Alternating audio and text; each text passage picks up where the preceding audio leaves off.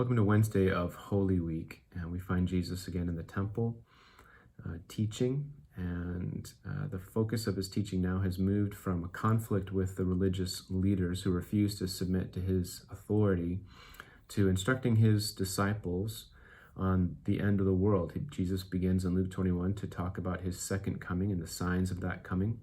And he warns them and us in Luke 21:34, but watch yourselves, lest your hearts be weighed down with dissipation and drunkenness and the cares of this life.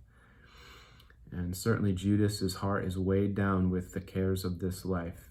It appears that he has been concerned with the money bag, and his own financial well-being and greed has taken root in his heart. And he is used by the devil as an instrument of betrayal, as it was foretold in Psalm 41.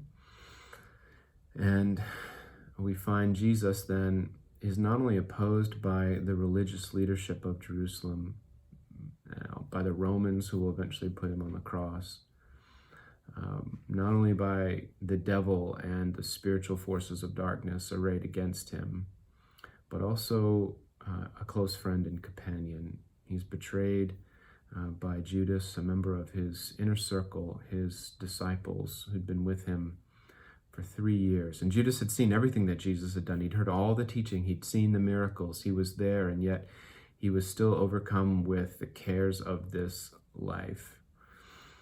And what a warning his example is for us today, not to be overly burdened and preoccupied with the cares of this life, such that we neglect Christ and his kingdom to our own spiritual detriment.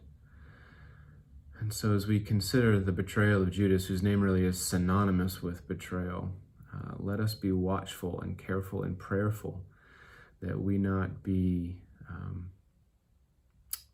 overly concerned with preserving this life to the neglect of our spiritual lives. Jesus told us to seek first his kingdom and his righteousness. And so let's remember to focus on him and his work, even in the midst of the crisis that we're facing today. God bless you and be with you today and tomorrow as we anticipate Good Friday and Easter Sunday.